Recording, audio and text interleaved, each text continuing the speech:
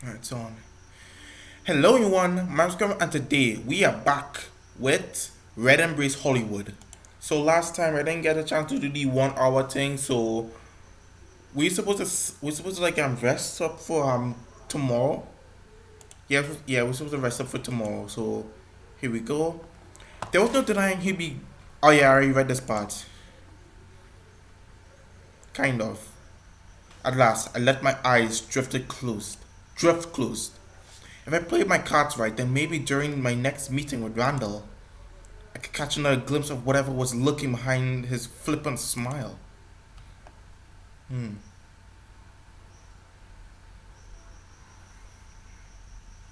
Is there any? Oh yeah, there's something. After a difficult struggle, I managed to raise my heavy eyelids. The first thing I felt was hunger stirring in my gut, gnawing me and awake. We're already hungry now. We haven't been hungry for like a while now. Eventually, I rolled out of bed, fighting a sluggish feeling. Tonight, I had to take care of that job for Shari's, but I needed to feed first. Blood bag. I'm not gonna drink. I'm not gonna drink a human. Grabbing a bag from the fridge, downed it. I downed it in a few gulps. It was about as satisfying as lukewarm coffee, but it sated the hunger. Wait, so I wonder. I mean, you can't, because as a vampire, you can't actually eat normal food, but can you actually drink coffee and juice? I wonder that because like in Tokyo Ghoul, yes, I'm actually mentioning the anime. Ghouls only eat human flesh, but they don't even eat human food, but they can actually drink human drinks as normal. So I wonder if it's the same thing for vampires. Cause like last time we drank like a beer. I don't drink. Because last time Max actually drank up some alcohol and he didn't. I don't think it was actually blood. I think that was actually normal alcohol. Anyway, I pulled on my clothes and wandered outside where the familiar sedan was patiently waiting for me. I climbed into the back seat, but as usual, the silent driver didn't acknowledge me.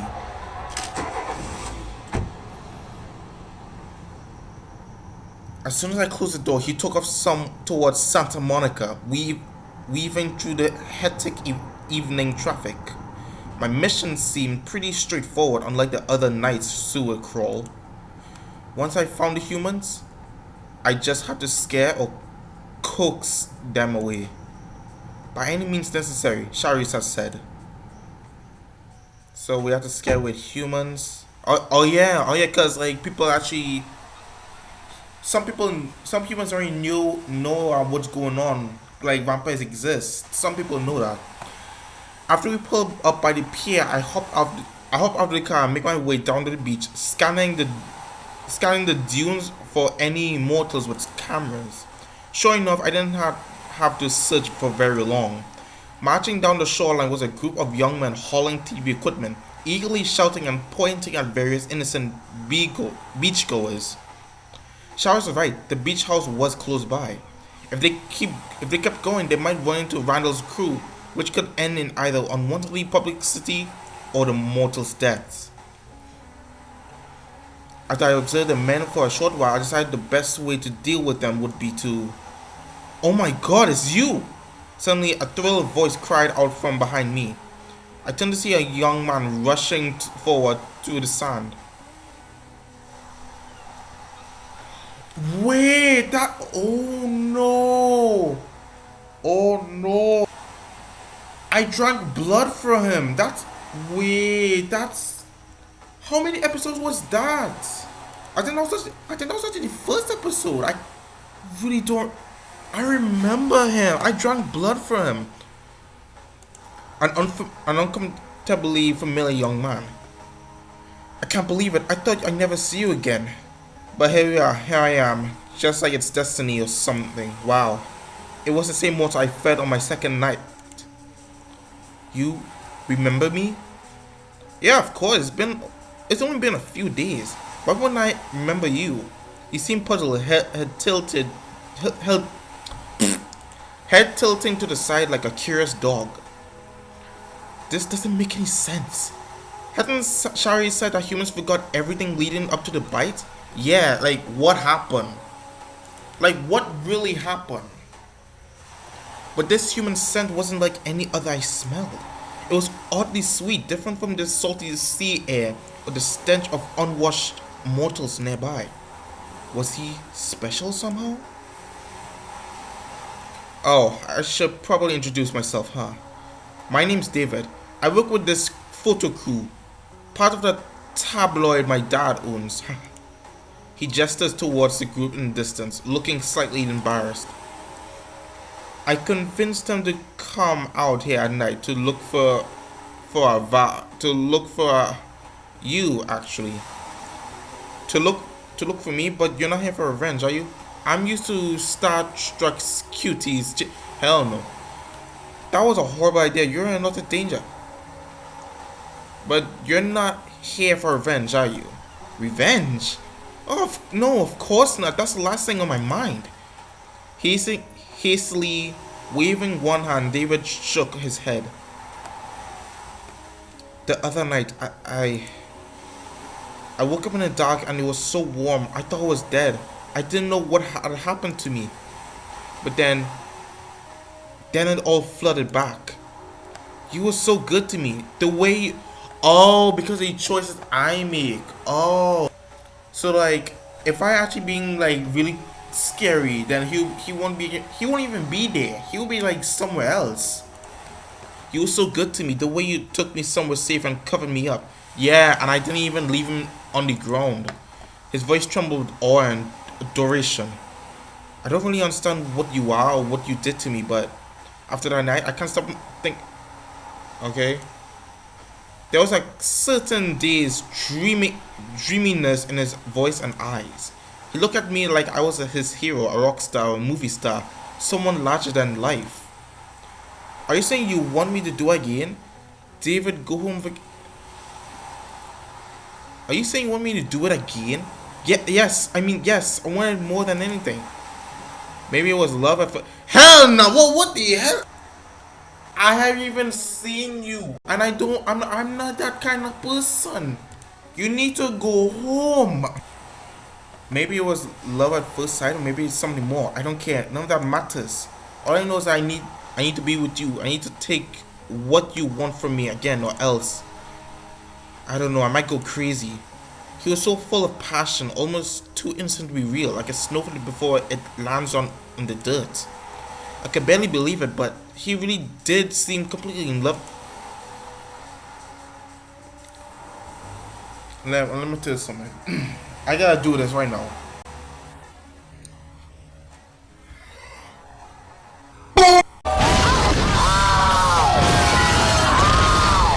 I don't want that crap. Come on. Or if not with me, then with the sensations I've given him. If you want to be mine, I can make you mine. Alright, I'll take you in. I can't, David. I'm sorry, it's too dangerous for you. Please. I mean, please don't send me away. Panic flickered in his eyes. I can't take care of myself. I promise I'll make everything worth it. Please. Well, if you're completely sure, then alright. Yes! Oh gosh. I am sure. I never been more. We haven't even seen you in like two. Whatever. Ugh. I am sure. I've never been more sure of anything in my life. Great, we're gonna bite him again. A feverish delight shone on his face. It was almost painfully honest, the way his body was so expressive. He probably couldn't lie even if he wanted to. Then please, tell me what I should call you. Just call me Max. Call me Hell no. Just call me Max. Max, that's your name? I love it. I'm gonna roast you with your beanie, leather jacket, green shirt looking. Alright, enough of that. He gave a eager nod, then fell silent, staring at me expectantly. Alright, tell your crew to leave and we'll head back there. Get rid of that beanie. Tell your crew to leave and we'll head back together. You got it. I'll let them know I won't be coming around for a while. I watched David as he turned to hurry over towards his hollering group, waving them down. Whatever he told them resulted in a lot of confused looks and grumbling, although I couldn't pick out the words from so far away. But he apparently convinced them to leave because they started to head back the way they came, the camera's light finally blinking out. And so a secret as vampire survived another day. Thank goodness. I was just a random person who we just drank blood from. With David safely in tow, I returned to the hotel. The clerk looked extremely uncomfortable when he noticed my new companion. He informed me that due to health standards, David would have to stay in an adjoining room. David didn't seem ready to leave my side just yet though, so I let him follow me into the hotel meeting room. Unlike the other night, Shara was already sitting there. Oh yeah, she was on the phone with someone though, and she held up a finger to keep me quiet. Yes, I'll arrange it. No, it won't be here at the Hollywood Heights. What? No human baggage, thank you. I'm sure he can look after himself for a few days. Yes, no, I really don't. Very well. Goodbye. She forcefully clamped down the receiver, letting out a disgruntled sigh. The idiot can't even deal with his own coven, as if my hands aren't full enough right now either. Everyone always needs something, without fail. Rising to her feet, Shari strode over towards me, clearing her throat deliberately. Well, since you're back, Max, I'll assume you took care of the problem. Hopefully no future mortals will. Oh, yeah, we brought him back. Here. She trailed off, her eyes focused sharply on David, practically drilling holes into his skull. He shrunk back behind me as if hoping I serve as a barrier between him and Shari's death stare. I think in a human feed from, I hope you don't mind. Shari's me David, David me Shari. Oh Lord, what's wrong with this game? Hello. How charming. With a heavy disgruntled sigh, Shari shook her head, though she seemed more puzzled than annoyed. That's a rather bizarre coincidence. It wouldn't seem you found yourself a Strix. She paused, peering at David over her glasses for a few moments before clarifying further. Strices, the plural, are rare mortals with practically appealing blood. Many of them can retain memories from being... Oh, he is special. They call him... Okay, so David is a Strix. Many of them can retain memories from being fed upon, unlike normal humans, and some of them may even remain conscious during it. But they also tend to have rather extreme reactions to being turned, so please deal with them carefully. I will, no need to worry.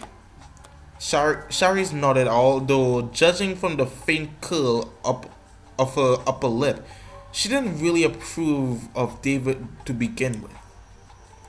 Just so you're aware, I do not advocate taking live and blood pets. Unless they're proclaimed dead or have no living relations or friends, they can often result in various issues sprouting up. But for the duration of your employment, I will permit it. Thanks, I appreciate it. Just make sure you handle the logistics. She flicked her hand as if to dismiss the subject, finally shifting a needle-like stare away from David, who let out a quiet exhale of relief. He obviously had no idea what was going on, and I could feel him clutching the back of my jacket, looking for some kind of moral support.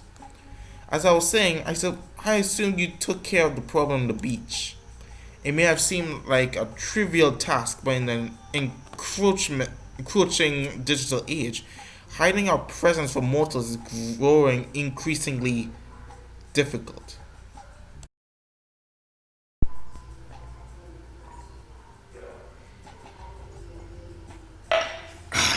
Yeah, so sorry about like that cut right there.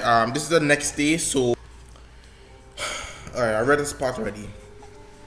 Someone is always watching.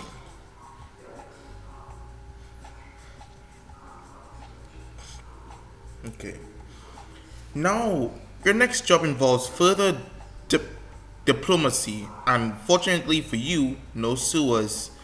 As always, she coasted onto my next duties in her perpetually impatient tone. However, it doesn't involve returning to a place that may be all too familiar. The abattoir, the same club where your sire visited you. Alright, what do I have to do? Shari's raised an eyebrow at me. Was she expecting a stronger reaction? The abattoir sees many rich and powerful client. What? Clientele. Clientele. I don't know how to say that. I never even heard that word before. All I know is client, and that's it. I never even heard that word. Both human and vampire, each looking to fulfill their own depraved desires. I'm sure you know how clubs are when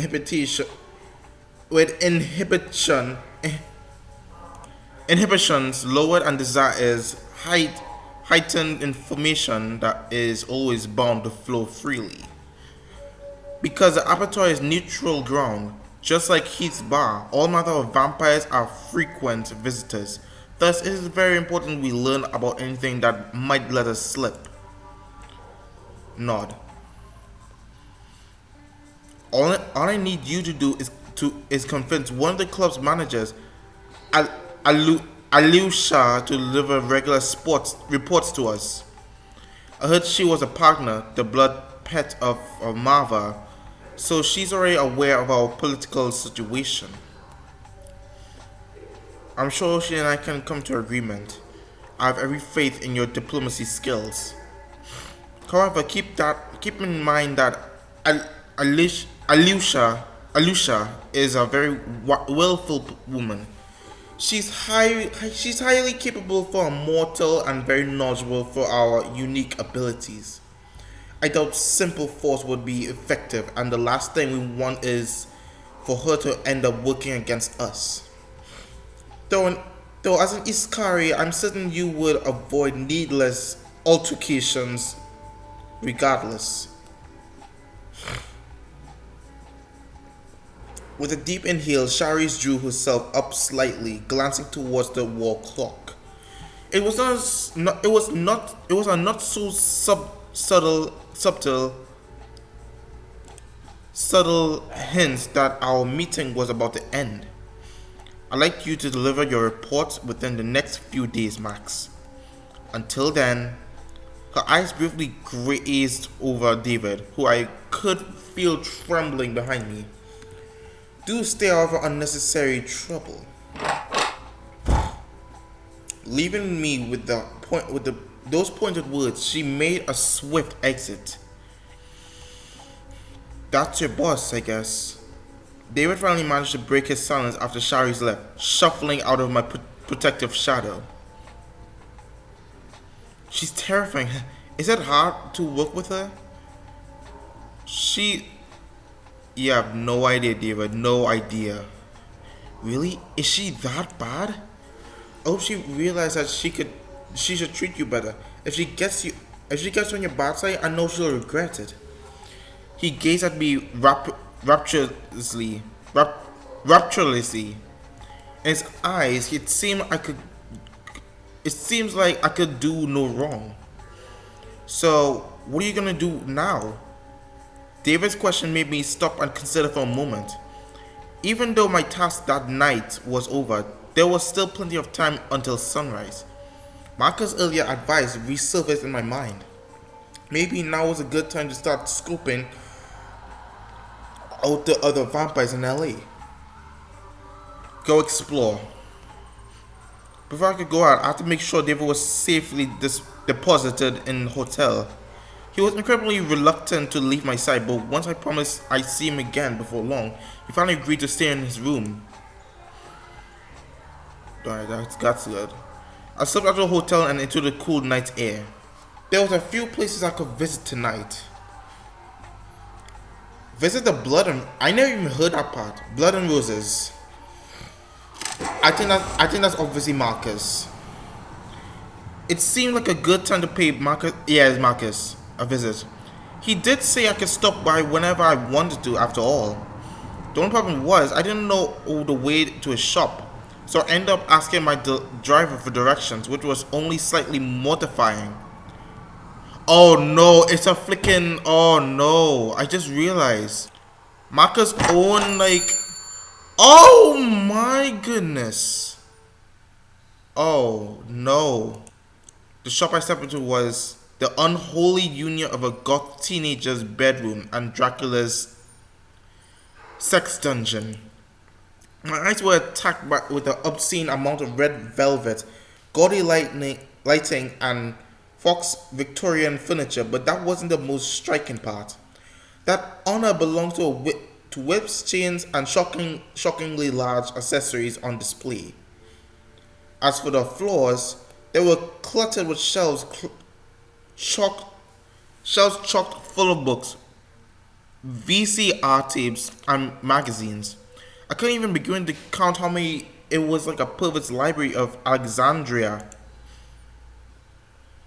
Oh, okay. Wandering into the shop's depths, I found my way over the counter. Marcus was casually leaning against it with one elbow, flipping through a magazine. There was no way he had noticed me, but he still didn't look up. What are you reading? The TV guide. I often prefer the guide over the real programs. You read the TV guide. Why you don't? You read the TV guide. Why you don't need even a TV? Marcus finally lifted his head, giving me a curious look that soon morphed into a smile. Ah, Max, I was expecting you tonight. You were? Why? Oh, no particular reason. I said that to just about everyone who walks in, to be quite truthful. He rubbed a thumb along the magazine's cover, chuckling to himself. Well, business is rather slow, as you can see. Is there anything I can do for you? Perhaps a particular topic you want to discuss? I have many heirs, and all of them are yours in this very moment. I have a question about you. So why do you wear those sunglasses? They're to make people feel smart when they so cleverly pick up on the irony. After all, a simple fashion statement would just be too I never seen that word before. Incongruous with my elusive nature. Next question. How old are you exactly? Well, as a man of the past, the present, and the future, that question is a mighty difficult one. Let's just do away with bothersome numbers and say I am however old you believe me to be. Alright, if you say so. He gave a short, satisfied nod. Okay. What made you decide to run this shop? My reasoning is rather simple. The more sordid and visceral and visceral something is, the more society and its mortals label it as taboo, the more it fascinates the repressed masses. Turn on TV or read the news and see for yourself. Rock and roll, Kennedy's assassinations tape, the Manson murders, Dracula, Kurt Cobain, the crucifixion, most famously. He gestured towards the television screen above the counter, its picture silently buzzing with static. Nothing is more tantalizing than the nature instincts we made to feel guilty for sex, violence, power. Myself, I find sexuality to be the most interesting and easily exploitable. for mankind's desires. And so I set my and so I set up my charm. I'm just drink some water. And so I set up my charming little shop, which serves the dual purpose of providing modest income while also constructing a psychological exhibit for me to study. It's also quite amusing to force the city leaders into visiting me here. Nowhere can are truly high and mighty among the say of phalluses. Fallacy. Oh, phalluses. Okay.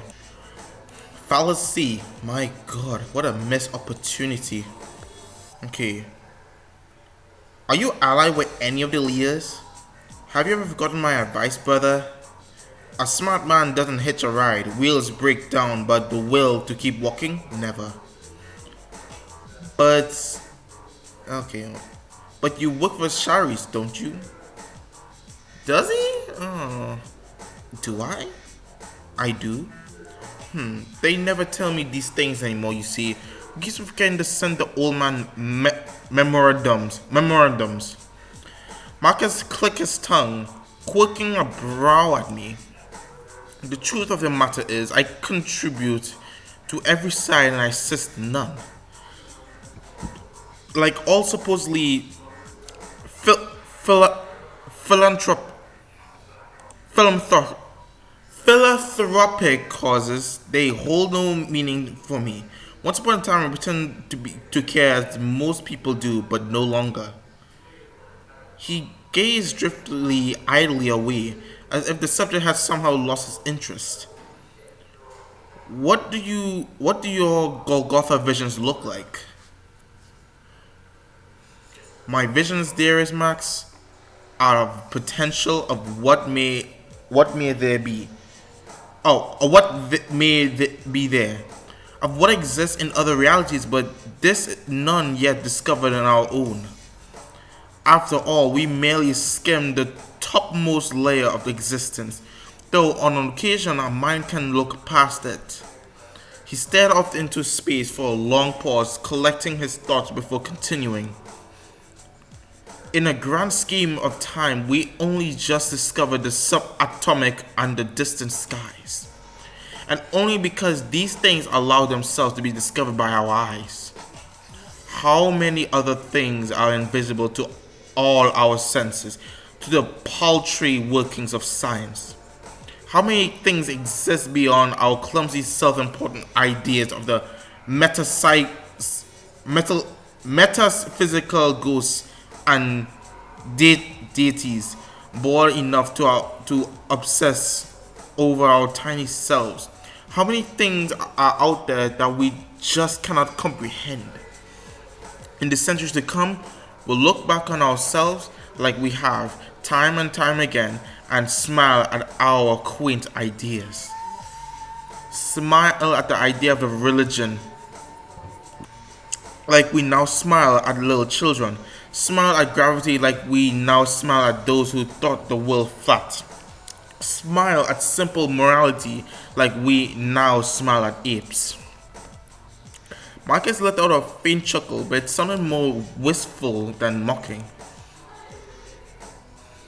My visions allow me to see these alternate futures laid upon our own, and it's always quite distressing. Couldn't even would always what they are now, nor would they be the same in 100 years. Thus, it seems folly to me as a man of all ages to chain myself to some moral rock of the century. We look back at our atrocities of earlier days and say times were different then. But I desire to look from the future to the present to see what we will one day consider primitive and backwards thinking. These outdated ideas we've carried past their lifetime. What are your own morals then? Quite simple. Do as one pleases and do unto others as they done unto you. Treasure and protect those who bring you delight, but love and hate carefully, for those passions lose their meaning when tossed forth without care. But there's one thing I will never ever abide: the abuse of innocence. Children and children and the childlike and pets who are children in their own ways. There's a difference between the strong ruling of the weak, strong ruling the weak, and the strong abusing those who cannot defend themselves. That is not strength, for there's nothing noble about exercising power on the defenseless. Such abusers are simply weak themselves, perpetuating a cycle they too endure. But I believe they should be discarded to build a stronger society. He ended with a note of bitterness in his voice, staring at the carpet. About something else. About I asked about someone else. About okay. What do you think of Heath? Okay, there's like so much questions. Like how much? I think that's it for now. Very well. We'll see it. We'll see each other again soon, I'm sure. There's like a lot of questions. Like how there's like so much. Leaving Marcus's shop, I returned to the dark streets. Oh, we got archery. Okay. Visit the beach house. I haven't visited Heath as all. I just visited Heath. I just visited the bar with Randall. Well, I just came to the bar with to meet Randall. Deciding to pay Saturnalia a visit, I hopped in a taxi to drive downtown. Okay, let's talk to Heath. A warm, nostalgic atmosphere welcomed me back inside the bar. I glanced around at the nice patrons and noticed two interesting groups standing in different spots. A cluster of younger-looking vampires by the bar, giggling and restlessly shifting in their seats. And some reserved, well-dressed Iskari murmuring in a quiet corner, looking like they didn't want to be disturbed. Heath was there too, lingering quietly behind the bar as he wiped out the glass. Let's talk younger group. Curious, I started wandering towards the young group of vampires nearby. As I got closer, I realized they were whispering and pointing at the man further down the bar. He was huddled off by himself, shifting uncomfortably as he nursed his drink. Hey, are you Max? One vampire suddenly reached out to tap my arm, offering me a hopeful grin.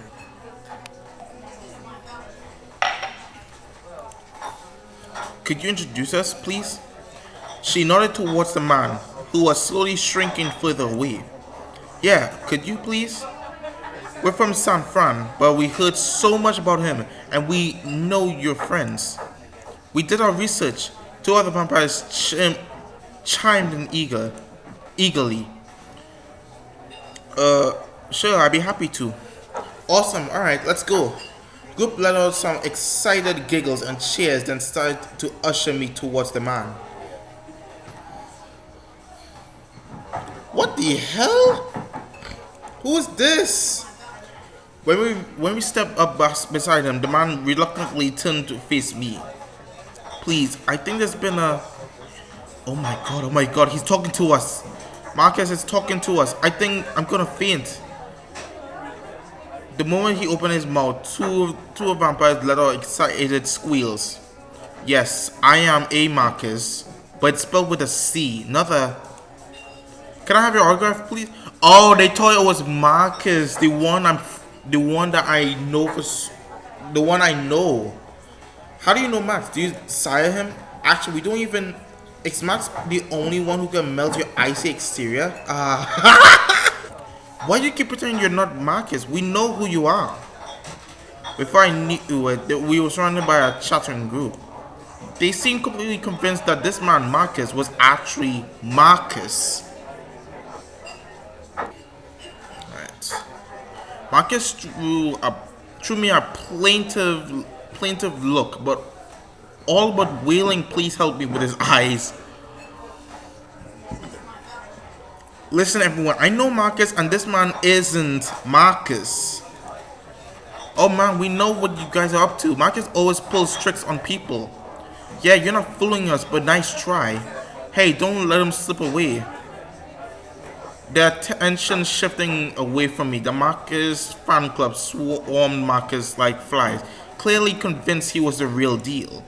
They pestered him with a constant stream of questions, asking about everything from his political views to whether he thought the Beatles' White Album was better than Abbey Road. The quiet fumbling replies he gave were very un-Marcus-like, but none of the vampires seemed to notice or care. Some of them shoved things into his hands to autograph, where he reluctantly etched an M, followed by an ambiguous squiggle. Judging from Marcus's reactions, tonight wasn't the first time this kind of thing had happened, and from the defeated look on his face, I figured it probably wouldn't be the last. Eventually, the group started trickling off, wandering back down the bar. They were apparently satisfied with catching a glimpse of Marcus in the wild, and I heard snippets of their delighted gushing as they walked away. Like a wilted plant, Marcus drooped back against the bar, visibly exhausted. You know, Los Angeles is really a charming place. I like it here. The atmosphere is fantastic. But as my luck would have to, I also share a name and house with the most infamous vampire in the city. He let out a resigned sigh, rubbing two fingers against his temple. It would be so nice to have a peaceful time at bars, enjoying my night like any other average Joe. Is that such an impossible dream? Maybe I should try going by Mark instead. After mumbling wistfully to himself for a few moments, Marcus glanced back to me, clearing his throat. Oh well, thanks for trying to clean things up anyway. I'll let my friends know that you're not just out to make people's lives more difficult. I'm guessing this happens pretty frequently. About once a week, it's worse with groups from outside LA, like those people. He grumbled under his breath, but in the passive way of someone who wasn't up to fighting fate. From what I know, the real Marcus likes to pull pranks a lot, so every time I say I'm not Marcus, they just think I'm playing around. Obviously, because that's what he do. It's usually not that bad, just a little inconvenient, but then other times, with a quiet, flustered cough, Marcus stared very intently into his glass. You know the kind of shop Marcus run, right? Well, sometimes his fans decide to give me gifts that match the store's aesthetic. I can deal with signing the occasional T-shirt, but when someone shoves a cat trail attached to a plug into my hand at a drugstore, things have gone a little too far. Maybe you have my sympathies. I appreciate it. I'll figure it out somehow. In the meantime, at least the local sex ed non-profits are getting a steady stream of donations. As Marcus shared his lamentations with me, I spotted two Marva coming from the bathroom hall nearby. The next moment, they froze, staring at us intently. Hey, is that? Holy crap, is that? Oh, come on! Ah! Oh, sorry, I had to cough. Holy crap, is that Marcus? Their eager gasps rang through the air. Lord have mercy. Like he'd just been shot from a cannon, Marcus turned and bolted for the exit, leaving his half-finished glass of blood behind. Oh, he is a vamp. Oh, then again, he. I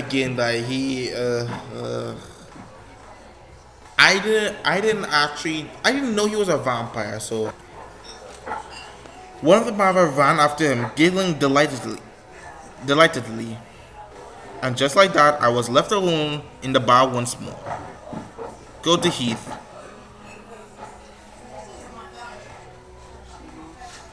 I stepped up to the bar, waiting to catch Heath's attention.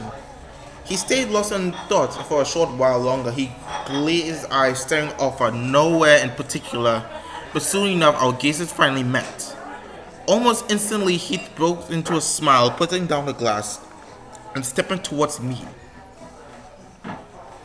Max, you came by alone this time? That makes things a lot more comfortable, I think. I want to talk about some things. Oh, really? Well, you know I'm always here to listen. I'm sure you're still adapting to our world, trying to understand all its confusing people and parts. No matter how strong you are, it's hard not to feel overwhelmed sometimes. So if there's anything you want to ask me, Max, please do. I have some questions about you. Have you ever turned a nerve? Is there me? Oh, the neck. Oh yeah, the cross. Is there a meaning behind your necklace? Yes, I used to be religious. I think I still am. It helps remind me that I'm not alone. His fingers drifted up to the cross, lightly tracing all the metal with a reverent touch. This necklace was a Christmas gift from my mother. I I've always treasured it, but it doesn't have any meaning beyond that. I'm sorry the story isn't exciting as hoped. He let out a faint laugh. His hand shifted back to his scarf. How do you normally feed? I drink from glasses as much as I can, but sometimes there are willing donors who come around. I just don't like to feed from them very often. It feels so inhuman. I know what you mean. I feel similarly. Really? I shouldn't be surprised. You have such a sweet heart. Thank you, Max. It makes me happy knowing that I'm not alone. What are your house pals like? Well, I have a little skill in glamour, the Iskari ability to take on someone else's appearance. But I've never been able to use hypnosis. Maybe it's because I'm still young, or I just don't have the talent for it. He thought a small self-depreciating chuckle. Like you, I didn't have a mentor when I was turned. Everything I learned, I had to teach myself mostly. Glamour came to me quickly, but every time I use it, I get this strange feeling afterwards. So I don't practice it often. That's all there is. I don't think of my other powers very much. I prefer never to use them. He rubbed a finger along his cheek, gently shaking his head. Have you ever turned on a vampire? He quickly shook his head, looking a little distressed at the very thought. No, never. I don't ever want to either. Having to take somebody's life and then pulling them into our world forever? I just couldn't. A small shudder ran through him. What helps you find comfort as a vampire? Other people, being around other people, I think, both humans and vampires. Seeing humans still living their happy lives here, that makes me feel warm. And seeing the people in our society, our version of normal living out there is. I just don't like being alone for too long. It makes me start to wonder what I really am, what we really are. But being around others makes me feel less different, calmer, I think. That's probably why I still run this bar. About something else.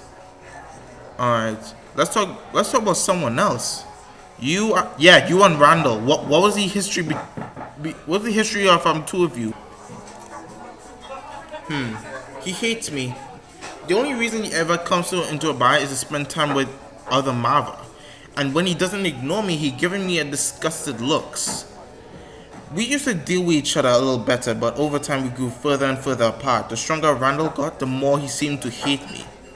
I don't know if it's because of the war or because we came to understand each other's natures more. We're just total opposites. Do you know anything about his past? Only that he grew up somewhere near Bakersfield and he worked in Hollywood before he was turned. That's what he says. That's what he sees. That's what he says. At least, but no one here knew him until he became a vampire. I don't think he likes to talk about it very much.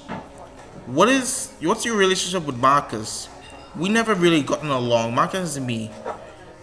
He phys- phys- his philosophy is just so dark and cynical. I'm sure you already seen it for yourself. He and I aren't enemies, but I know he doesn't like me, and that makes it very uncomfortable for me to be around him. Is there any reason why he doesn't like you? Do you know how old he is? I really don't know. I'm sorry. I'm not close to him, but maybe Randall or Sharice could answer that for you. They know him. They know him much better than I do. He attempted to put on a smile, but it turned more of a grimace. What do you think of Sharice? Sharice is a very strong woman, one of the strongest I ever met. His response was a little slow, others more cautious than what's more cautious than normal. But sometimes I think her strength, the way she's so determined to make us safe, lawful society for us, is her biggest weakness. She focuses on the whole instead of the past, the society instead of the individual people inside of it. The good of the many over the few, so she doesn't let herself get attached to people easily or tries not to. Do you like. Is she attached to you? That's a very good question. If you ever figure out the answer, please tell me. He let a short laugh. About something else. Oh, that's it.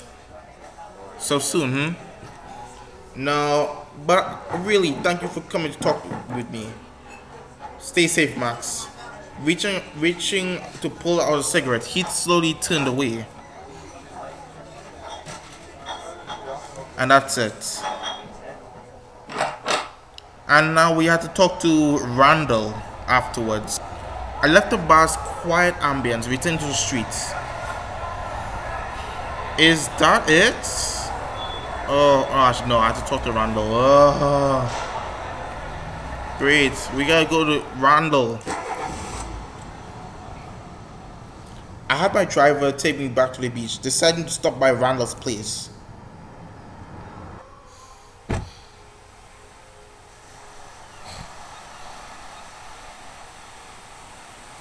Retracing my steps from the other night, I found it again easily, though the strong scent of marble was enough of a trail of its own. The door was already unlocked, so I let myself in. Oh yeah, there are people here. Okay, oh goodness. Inside, a diverse blend of vampires filled the open space, chatting and laughing over drinks. I didn't see Randall anywhere, but I did spot Jack lurking off by himself. Mingled with other Mava, I began drifting between the clusters of Mava looking for a conversation to step into. Nobody seemed to know what to make of me, and most of the looks I got were confused, curious, or downright suspicious. For my further impressions on them, I decided to act warm and friendly. I wanted to put my best foot forward, so I make sure to act amicable and admissible and easygoing. If anything, the Marvels seemed surprised that I wasn't antagonizing them, as if my affiliation, oh my god, as if my affiliation with Shari's implied that I wanted to burn the house down. As the night went on, their wariness around me didn't exactly fade away. But some of them started opening up, including me, by little in their discussions. By the time I spoken with most of the vampires who seemed willingly to chat, I feel like I knew the clan a little better. They were about as diverse a group as any I ever seen, and beyond their shared house, there was one thing that united them: the respect for Randall. All of the Marvel obviously admired him, and I heard stories about how he helped Soul's brother, or inspired somebody to ditch their evil boss and become a free spirit. Some of their tales seemed too heroic and exaggerated to be true, but the Marvel obviously believed them.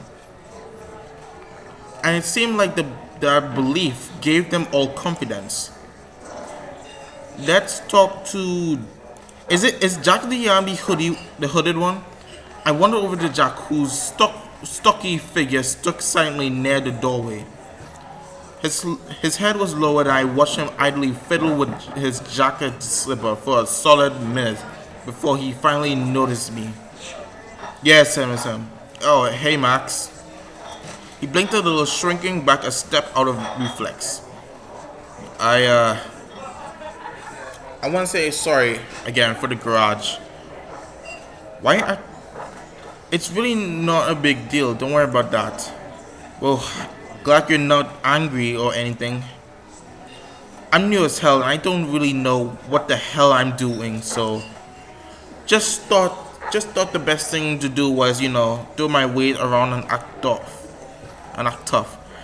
He sank back a little more into his hoodie shadow, clearing his throat. Hell, I'm probably the newest vampire in the coven besides you. Been under a year, I think. The guy who turned me was my dealer, actually. Not one of Randall's clan, just a loner. Yeah, he had a really strong hatred for humanity, that guy.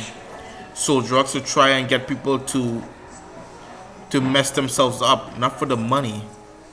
I only bought pot from him, and I guess me not falling for his crap deals made him angry. Cause one night when he was real mad about something I said, he grabbed me and turned me right there. That's horrible. I mean, at least he didn't kill me. Don't know if it wouldn't been better or worse, but I guess I got time to figure that out. Anyway, he's not around anymore. He's got to Ballsy one night and wandered pretty far into Iskari territory. And even though he wasn't with Randall, most people just figured he was. So a couple of patrolling Iskari caught up with him, thought he was a spy, and they took his heart out. Oh, he dead. At least that's what I heard anyway. It sounded like he had it coming, to be honest. I wonder what he's doing up in Iskari territory. Yeah, I don't know. Probably trying to find more people to sell crap to. Jack shook his head, letting out a long, glum sigh. Anyway, I should get going. I'm heading out to get some info on Iskari base. So, watch your butt out there and don't do anything Randall wouldn't do. New catchphrase. Just made that one up. Yeah. Okay, bye. What? His jaw clenched into a blend of embarrassment and anxiety. Jack hurried outside, throwing a brief glance back at me. Okay, so where's... Slipping out of the beach house, I made my way back across the sand. When I glanced towards the sky, I realized sunrise was on its way. So I decided to head back to my hotel room. Okay. It's been an interesting evening, though it was hard to believe my sixth night as a vampire was already ending. Yet here I was, steadily adapting to the new world around me, changing ways I couldn't yet understand. I returned to my room, feeling at least somewhat satisfied. But as I flickered off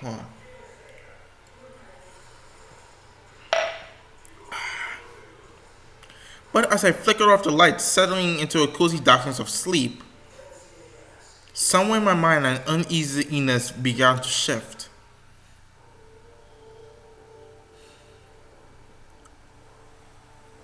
Wait, why am I back in the beach? What? The cool ocean breeze ran through my hair, drifting across my face. I was on my way to Randall's beach house to meet him and his clan, taking him up on his earlier invitations. I gave him a call before I left, so he knew I was on my way. As I approached the house, I noticed a huge parade of footprints in the sand. They led to and from Randall's place by the look of it. Was his number of followers growing? I hadn't seen this many last time. Why am I back here? I just left. Before I even stepped onto the porch, I could hear the loud chatter and laughter of a large group leaking through the windows. But Randall must have heard my knock before the door swung open for a few seconds later. Why am I back here? Well, look who's here. My favorite little charmer. Oh, you notice? How can I not? Come on, get inside. I've been waiting for you. I've been here already. What is going on? Let me just save first before I could just... Okay. Overwrite this. Alright. I followed Randall into the house, which was about as packed as it sounded from outside. The loud din of conversations quieted down a little as Randall as I approached. Suddenly everyone gazes flicked onto me. Hey, is that Max? Yeah, it looks like him. I didn't see as many of the aggressive glances I caught my first visit, but most of them watched me with thinly veiled suspicion. Judging from the way their eyes flicked between Randall and me, his presence was the only thing stopping them from being outright hostile. Why you bring him here, Randall? We can tell him all the good crap on Queen. Is that what you want? No, that's not why he came. He's here because, well, Max, why don't you tell him? I'm not gonna put words in your mouth. Randall thought I learned from being around you guys. Randall thought from being around us, huh? Well, we are pretty great, I guess. Ow! The heck was that kick for? Laughter and playful murmurs sprang up among the group, easing the uncomfortable atmosphere a little. But I still got a distinct impression that no one there trusted me. Maybe they were playing nice for Randall's sake. Come on, newbie, I want to talk to you. Placing one hand onto my shoulder, Randall pulled me gently away from the center of the room. No one made any aggressive comments towards me, though I noticed a few wary glances occasionally thrown my way. Still, as we passed by, most of their attention seemed to be focused on Randall.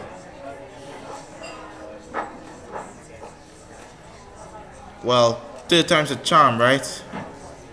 Maybe next time you visit, I'll handle out some booze first. When we came to a stop by the wall, Randall let out a playful sigh, but I could tell he felt a little awkward about the situation. I know they're not taking you in with open arms, but you can't expect him to. Same reason you haven't gotten invited to any Iskari Tupperware parties. No one knows what to think of you. I wish everyone could just forget the politics for one day. Me too, kid. Me too. The hard truth, though, is that no one ever does. These divides happen for a reason. Even if you think they're dumb, it's worth listening to why other people are angry. You shouldn't just spend time with folks who are messing, or who are clones, or who agree with everything you say and think. I'm not saying your place is here, but I don't know if it's back at Hollywood Heights with Shari's and the Crappers either. I just want you to keep an open mind. That's fair. I'll do my best to stay open. That's what I like to hear. I thank you. Hey, Randall, someone's at the phone for you. A guy on the other side on the room called out to us, waving his arm to get Randall's attention. Oh crap, is that Marcus? Is it Marcus? Did my special order of extra large magnums come in? The guns, I mean?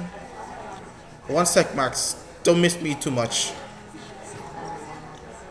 He flashed me a faint grin, then ducked through the throng of vampires, weaving his way towards the phone. When I was left a little comfortably alone, like the guy who lost his only friend at the party, I observed the other marvel and their conversations. They sounded surprisingly normal. Relationships, sports, politics, occasional comment about last night's meal. Of course, whenever Shari's or Iskari came up, their voices rose passionately and various spiteful expletives came up. It was as if their shared struggles tied them together, and their shared hate was just a product of that, maybe vice versa. Sorry, I had to move, so it was really hard to like stand. Well, I'm not saying I'm not much of standing, but like it's just so comfortable. As I listened to the flow of chatter, I felt a sudden tap on my shoulder. Oh, it's Jack. Hey, Max. I turned to see Jack standing next to me, slouching in his hoodie and fiddling with the zipper. Listen, I'm not gonna step on your toe or whatever. Randall's probably gonna come back in a second. But I just wanna ask you something. He fumbled out the words hastily, staring at the floor instead of my face. You like working for Shari's? It's just a job. I'm learning a lot though. Really? I guess. You're in a weird spot. I'm just asking because it's kind of felt like we were in the same boat. Newbies caught in the middle of all this crap, you know? Not just having to deal with being a vampire, but a bunch of dumb politics too. He sighed, slipping a hand beneath his drooping hood to scratch his hair. I guess I got lucky. I was turned in San Diego a few months ago, not here in LA. So I never had to meet Shari's, only see pictures and heard other people talk crap about her. But I'm kind of wondering, I guess, for all the rumors are for real. You shouldn't judge her until you met her yourself. I guess you're probably right, but who knows when that's gonna happen. Jack trailed off glumly, drooping his gaze on the ground again. He gave her an obvious insecurity now, unlike our first meeting, maybe because I wasn't just a nameless face to him anymore. There was something different about him than the other Mava, even if it was just a small difference. When I glanced over towards Randall, I noticed he left the phone and was coming back, a white smirk spreading across his face. Before I could reach him, we're gonna make LA free again, a place where all of us can be equal. Someone passionately cried abruptly, rang out above the hum of voices. Yeah, anyone can say or do whatever the hell they want. Well, as long as they're not saying East Carrier girls can rule, that is. Other voices quickly joined in and a ripple of energy seemed to run through the room. I say we get rid of all those guys. Why do we need them? They're the ones ruining LA. Oh no! Oh no! It's gonna be the war all over again. What did Marcus say? Oh, who wasn't even on the phone? Marla, who's been leaning against the wall next to Ziggy, chimed in with a loud snarl. If they hurt a single hair on any of your precious little heads, then I'm gonna blow their heads off next time I see them. Cheers and laughter rang out again, and the energy mounted even higher. Hey, I'm not worried. I know we're gonna win. We got Randall, and they don't. So those freakers have already lost. What's going on? Yeah, you're gonna tear up Shari's, right? I say he should get rid of every one of them. Someone should just shoot them all. What? Tell us, Randall. Tell us it's gonna go down. Yeah, tell us. Now everyone was focused on Randall, who had ended up in the center of the room. Someone started chanting his name, and soon the whole group joined in. Randall, Randall, Randall. They obviously want him to speak, but for whatever reason, he seemed to hesitate, his eyes darting around from face to face. Finally, he raised a hand up, motioning for everyone to be quiet. An anxious, eager silence instantly clamped over the room. If we hadn't been more full of corpses than a morgue, I might have been able to hear everyone's breathing. Whoa, what is going on now? The city is getting ready for a change. His voice fell to a low, husky rumble, but the house was so quiet it seemed to echo around us. All of you know this war of attrition can't go on much longer. Every day we move closer to the final night, the night when the lives of LA's vampires will change forever. We started the fight to bring down Shari's, but now the Gauls are part of it too. And their leader is even more full of crap than Queen is. As Randall's words started to grow louder and more powerful, a ripple of murmurs and growls of agreement spread through the group. They are they are good girls, good Iskari, and we know them when we see them. But the rest of the ones who keep trying to put everyone on leashes, we'll send all those guys running from the for the hills, and we'll take back this damn city for ourselves. We'll take it back. A new chorus of enthusiastic cries sprang up, making the windows rattle. We're individuals, not cogs in some big machines run by these tyrants. They think we don't see what they were doing. Oh, frig! I messed it up. They think we don't see their big ego trips. There's the backstabbing and all the spineless piece of crap who lick the crumbs off the floor. Alright, that's it. We're no longer human, and if we don't even answer to death himself, why should we answer to some guy trying to beat us into submission? We won't answer to anyone. We'll turn LA into a haven for vampires, where everyone plays by their own rules. We'll do whatever we know is right. F the guilt, the lies, all the piece of crap who send us to hell for being ourselves. Randall's voice rose to a thundering crescendo until he was almost roaring out every word, his eyes burning like two embers inside his skull. We will be the worst enemies for anyone who tries to control their fellow vampires through fear or shame or pain. Through religion, through politics, through dogma. Through money, through morals, through differences. Because we won't be oppressed by the fascism of this world any longer. The chant shrieks rose to a hysterical, almost deafening intensity. Even after Randall finished his short speech, everyone was so frenzied with excitement that I almost expected them to start tearing things apart. The effect he had on them was mesmerizing. They hung on his every word like it was the gospel. Each marvel looked like they died for him, or maybe they killed for him. Some of their admiration seemed innocent, but others looked like they lusted or pined for him, like he was untouchable despite being right beside him. As I gazed at Randall's towering figure, I could feel why they would truly believe in him. Because he shone with purpose, just like a superhero.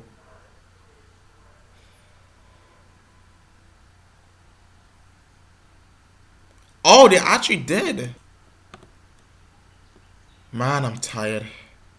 Randall let out a sigh, hands clasping behind his head as he gazed up at the ceiling. We were lounging on the sofa in the now empty living room, which seemed bizarrely quiet. After the commotion eventually calmed down, the group went off to the ride around the beach. But when they invited Randall, he graciously declined, telling them he wanted to stay behind with them for a bit. Ugh. But now that we are alone, Randall didn't seem in any hurry to speak. As the crowd dissipated, he quickly mellowed out, and the violent energy he'd been channeling earlier had all but completely faded.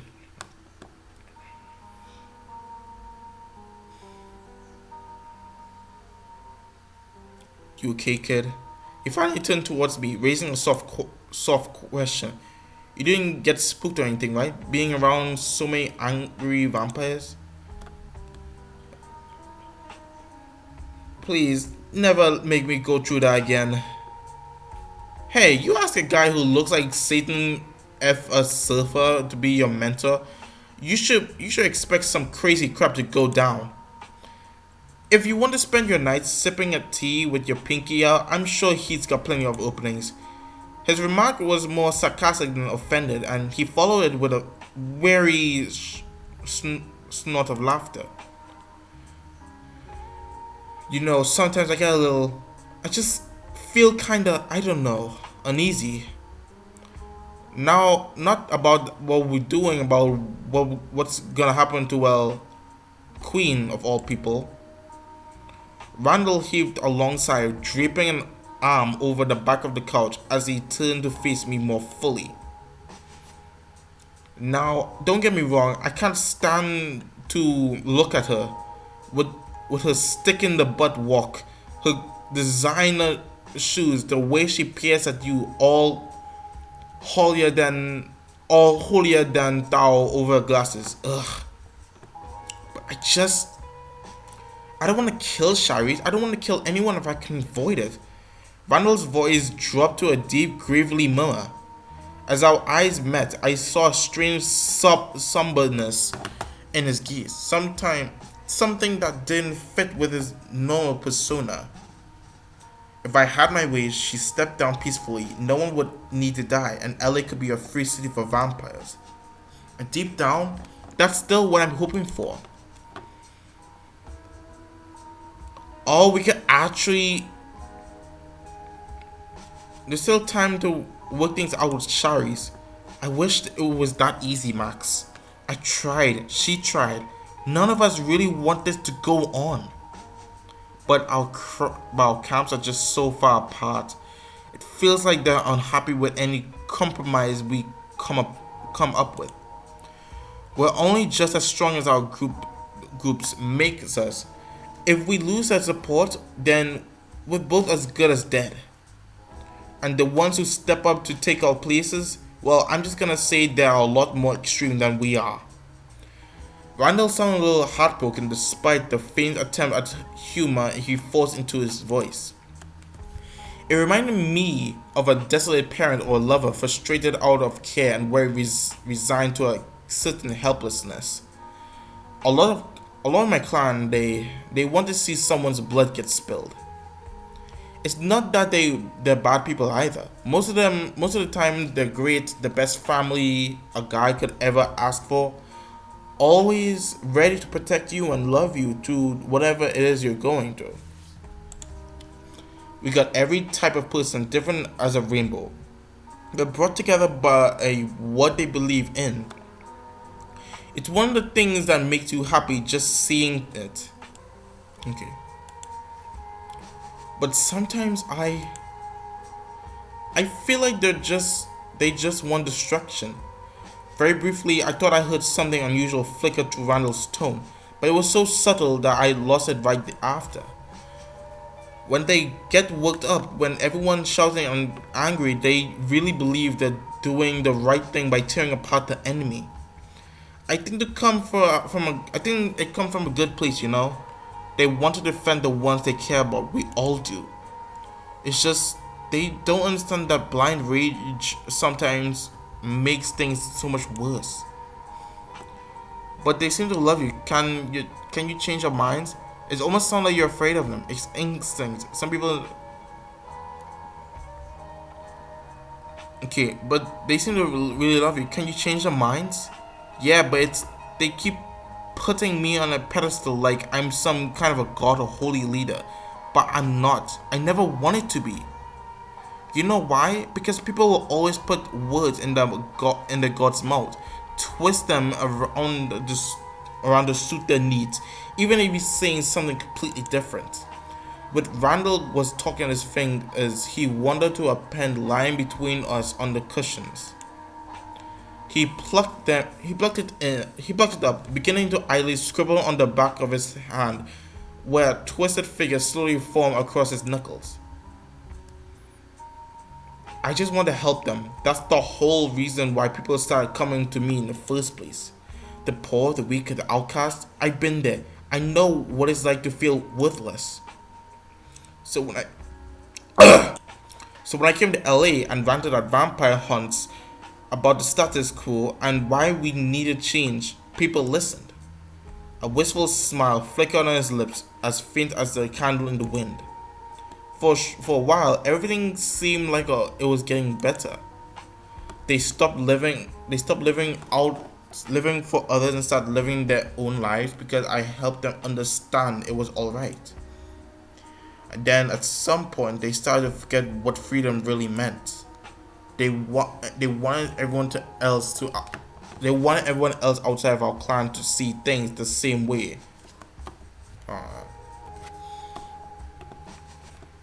Anyone who didn't was an enemy, someone who was hurting us even if they never meant to. That's why they think Shari should die. Oh. Closing his eyes, Randall let go of the pen and sunk back in against the couch, his face tilted up to the ceiling. Without his chest moving to breathe, he looked as still and lifeless as a corpse. But after a moment, his eyelids flickered open and he glanced back towards me. Do you see any way out of all this? If the leader have to die for things to change, then so be it. Anarchy just doesn't work. Someone needs to keep control. Not yet, but I believe things will work out. Come on, Max. That's not the best option. Not yet, but I believe things will work out somehow. Huh. I see we got a real idealist over here. Hang on to that optimism, kid. You're gonna need it. He let out a dry laugh, but a little bit of light returned to his eyes. Ah, crap. I'm sorry, Max. Didn't mean to start rambling about society, but it's your own fault for being a good listener. Maybe I should become a vampire sociologist. Sure, I bet you'd be good at it. You seem like a smart guy. I mean, obviously, because you're hanging out with me. This time he offered one of his low, thunderous laughs, the genuine kind that came from deep in his chest. Soon, though, his grin shifted into a more thoughtful look. As he studied my face, he seemed to hesitate for a few seconds, scratching at the side of his cheek. But as he opened his mouth again to speak, "Hey, Randall!" At the moment, the front door suddenly burst open. We're going for another short ride by the pier. You ready?" Mala called out eagerly, beaming at Randall. "Yeah, I'll be right there." "Sweet, come here in back." The door slammed shut behind her, and a few hollers echoed faintly from outside. Wasn't really feeling it tonight, but I guess I better go keep an eye on them. With a loud groan, Randall slowly pushed himself to his feet, running his tongue across his fangs. Then he offered a hand down to me, his bandaged palm reaching forward. "It's okay, thanks." For some reason, gave me a long silent smile.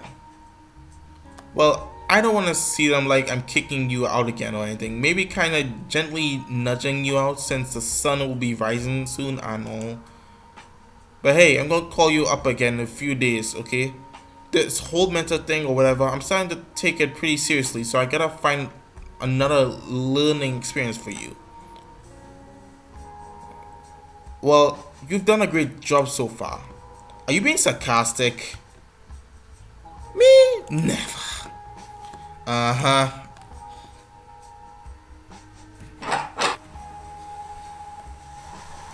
We walked out beneath the night sky together, where our plane was distantly droning by overhead.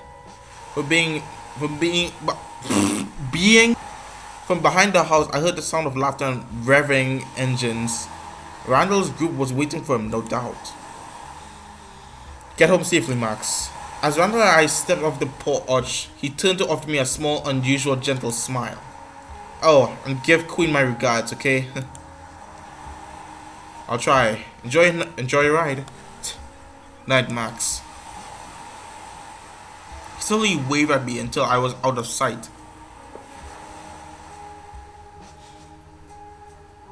But as I left the moonlit beach behind, heading back into the glittering city lights, I couldn't shake the feeling that I glimpsed something different in Randall. I couldn't put a name to it yet, but as I followed him deeper into the marvelous, chaotic world, what else would start rising to the surface? Right. My eyes fluttered open. I felt like I'd been having an intense dream, but as soon as I tried to remember, the image faded away. But more importantly, that was an gnawing, awful ache in my gut. Hunger pangs had woken me up again, apparently. Wait, we're gonna drink our blood pack. Sharice was probably expecting a report on Alusha. I'm gonna say Alusha today, so I need to pay the club a visit. But I had to feed first. Even as vampire, breakfast is obviously still the most important meal of the day. Blood pack. I decided to get a blood bag from my newly restocked Oh, they actually restocked it. Alright, good for them. Feeding on others didn't suit me. Even if packaged blood tasted so much worse, it wouldn't make me feel like a monster.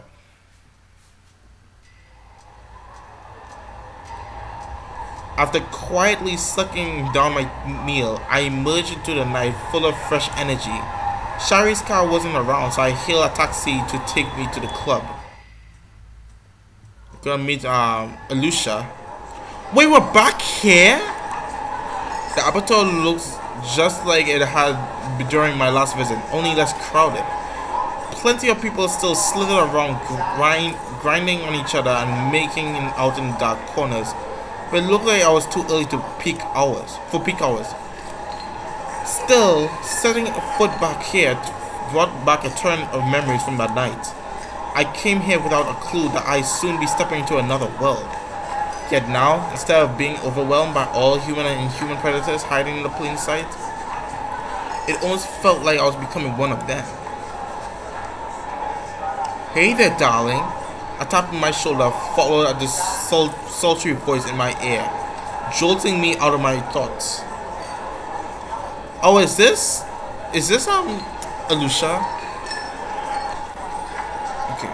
I turned to see a woman confidently smirking up at me, her head tilted coyly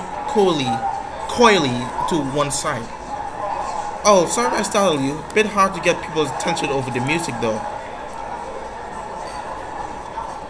Hello, miss. Can I help you with something? Pleasure to meet you.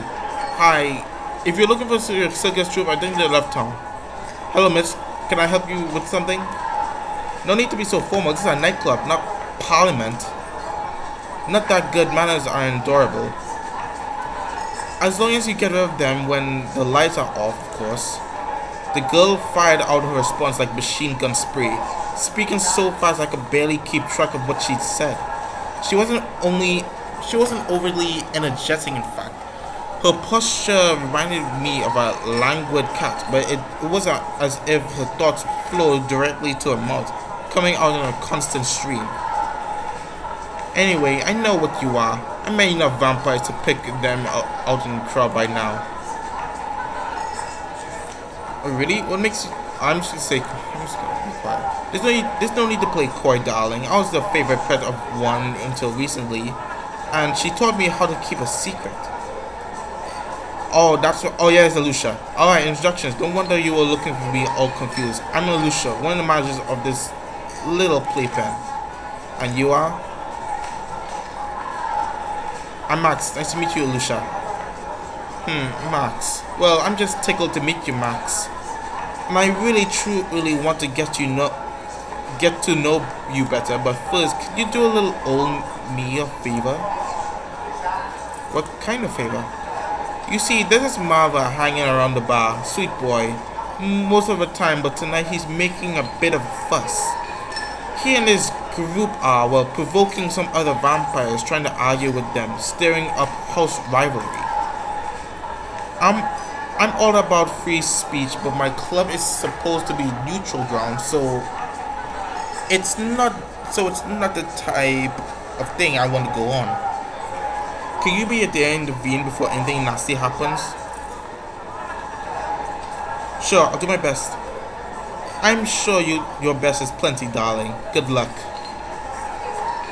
With a cheerful grin, Alusha gently shooed me towards the bar, pointing to a gathering of figures by the edge.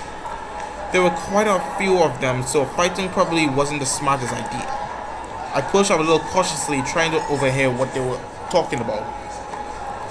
How can you even go along with that? Don't you see that he's controlling you? You might be afraid to talk about your leader, but I'm not. One of Amara growled out accusingly, his eyes full of passionate anger. He looks vaguely familiar. I must have seen him. Oh! Oh, he was in Vandal's house. Like plenty of Golgotha, but you support that kind of guy, you need to take another look at yourself. You know what I'm saying is true, don't you? Some of the others at the bar averted their gazes, obviously not wanting to be pulled into a conflict. And you, Iskari, you know Shari's is no different. Wait, is he talking to me or is he talking to me or something? I don't know. Telling new vampires just have more soldiers for a cause. It's disgusting. Nick's right, it is really disgusting. And yeah, and Vandal, he never do something like that. Mutters of agreement rose from the group behind the man. Nick. The bartender spoke up hesitantly, but the marvel whose name was Nick, by the sound of it, kept going.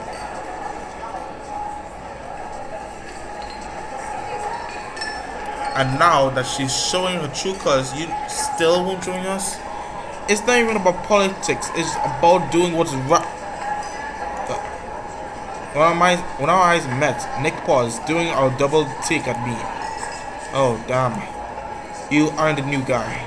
The one who just cartooned? That's me, yes. Thought so. I saw you around before, pretty sure. As Nick's focus settled on me, I noticed a few other looks thrown my way. Surprised, curiously wary, like they were busy deciding whose side I was on. I've been trying to get any of these Iscariot girls to stand up for themselves, you know? Telling me why I should stand for the crap their leaders want and pull on us. Laws about whether we can act like vampires or not. Killing people who step out of line, forcing everyone to keep their mouth shut. Sometimes feel like Marva are the only vampires who care about freedom, who care about our freedom.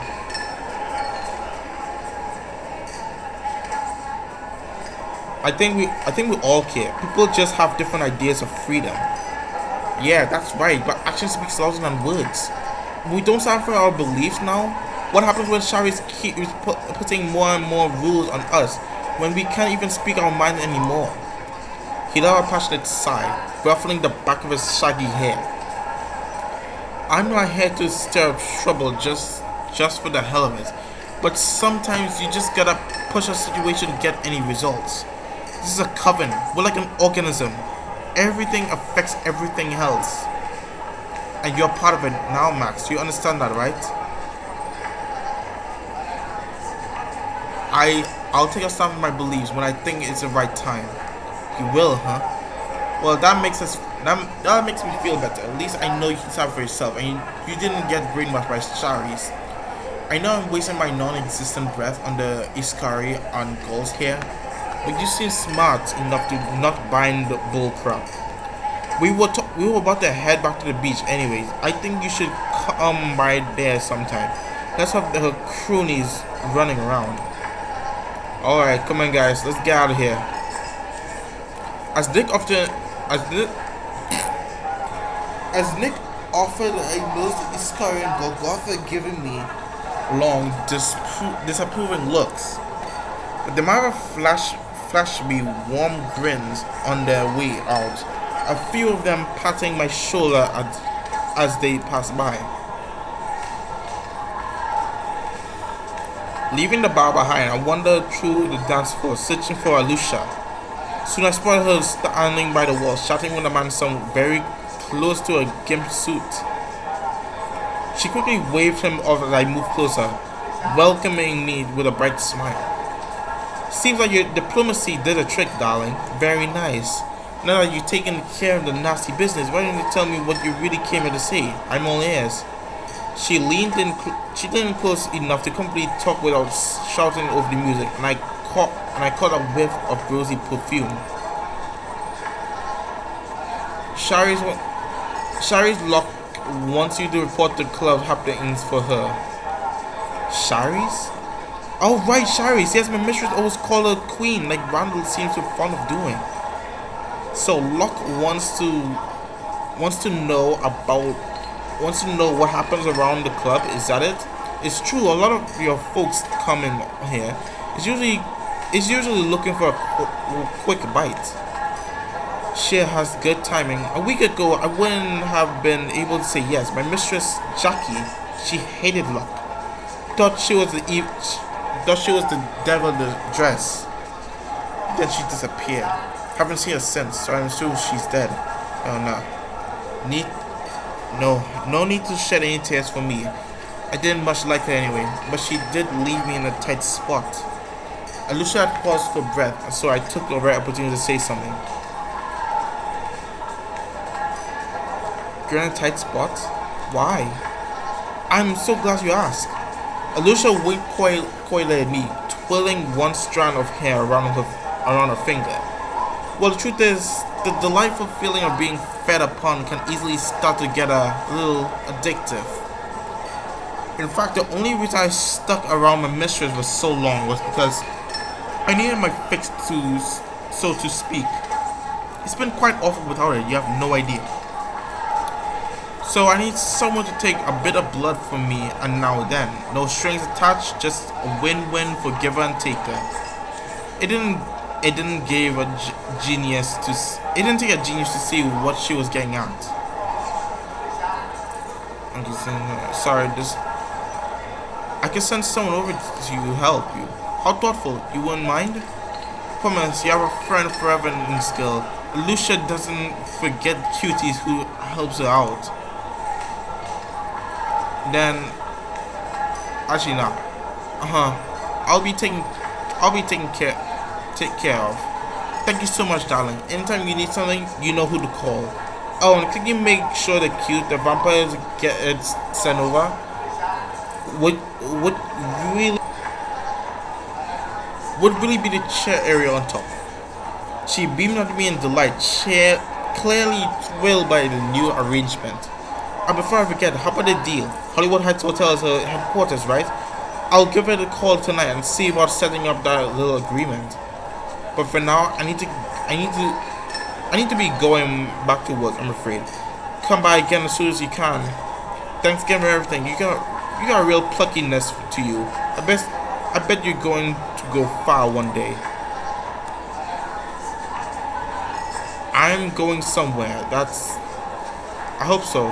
Bye, Alicia. Alicia blew a kiss at me before turning around, sauntering back towards the Marva Free Bar. And with that, my job was finished.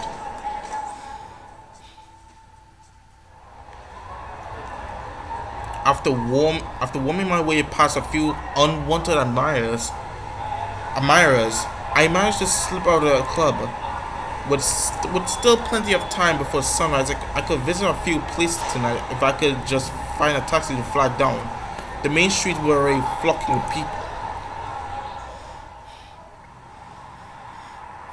I turned the corner to a more quiet road, about to hail an oncoming cab, when my sense suddenly prickled. Someone was watching me. I quickly it's probably Marcus. I quickly glanced from left to right, trying to make out any shapes in the shadows. Yet even my sharpened eyes, I saw nothing. Maybe it was just my imagination. It is not. Do excuse me, but I might have a moment for your time. Oh hell no! A figure emerged from the alley behind me, tipping his hat in greeting. There was no mistaking that hat and the light smirk. We had to be the same Golgotha from the parking garage. Can I help you? No, but I think I may be of some help to you. Oh, but before all that, let me tell you my name. I am Zhang. No doubt you remember me from the unpleasant little scene with the Marva. It must have left an awful first impression. Frowning, Zhang clicked his tongue and ruefully shook his head. The gesture looked much too overstated to be serious. Well, I'm simply dropping by to deliver a small message, courtesy of my master. Very convenient that I should find you here. Who is your master? Now, I really think you ought to conclude that for yourself, my dear Iskari. You see, my master wishes to extend an invitation. He wants to meet the latest vampire riding a tide of rumors around Hollywood. Why does he want to meet me exactly? To formally make your acquaintance, of course. There's a bit of unsavory gossip floating around about him. No doubt you already heard some, but he liked to judge his character for himself. Zhang glared at me silently for a moment, rocking back and forth on his tools. After word spread about your partnership with Miss Locke, your disruption of our meeting with the mother, your association with various powerful vampires, well, one rarely sees a novitiate with such an exciting start.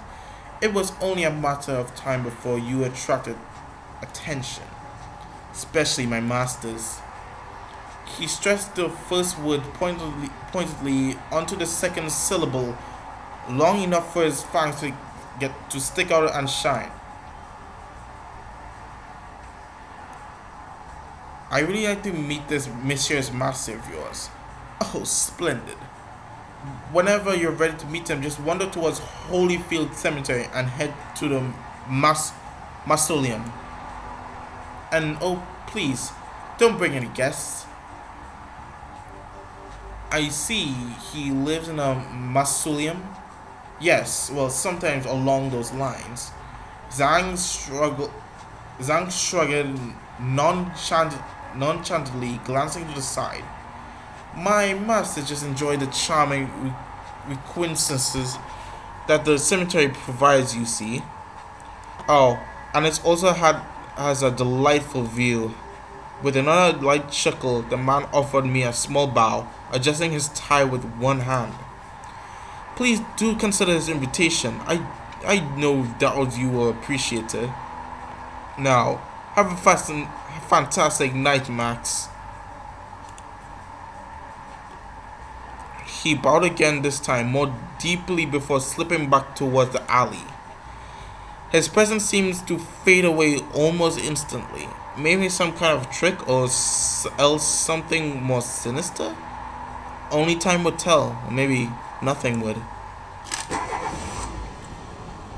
Interesting. After Zhang left, I managed to hail a cab. Quickly hopping inside, I decided to head back to the hotel. Not feeling much in the mood for more socialization tonight, I told the driver to take me back.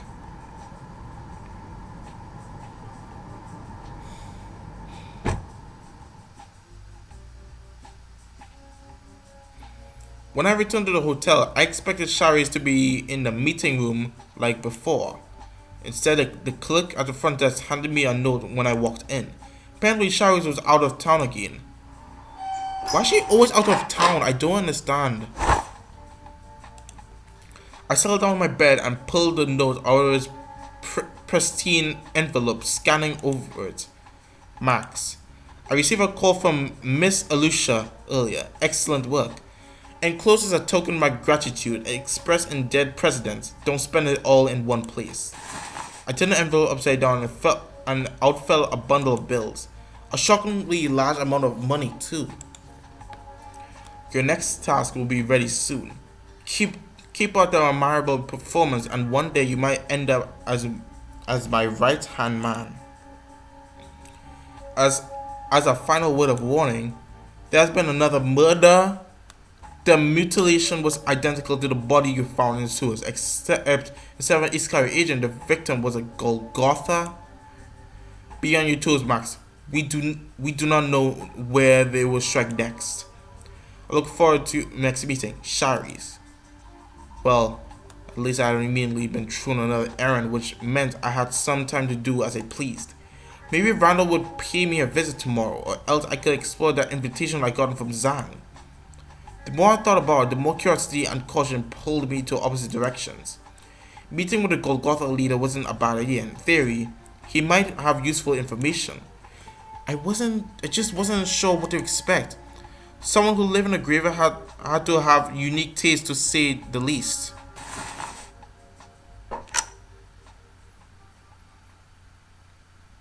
with those last uncertain thoughts circling in my mind, I slept to take for another night. All right, all right. We're gonna end here. I don't know if it's actually. I don't know if the game's almost finished or not. I don't know. I don't know how long the game is. But I just hope like this game. I just hope like this is actually the next part will be finale or something. I just hope so. Anyway, I'll see you next time. Goodbye.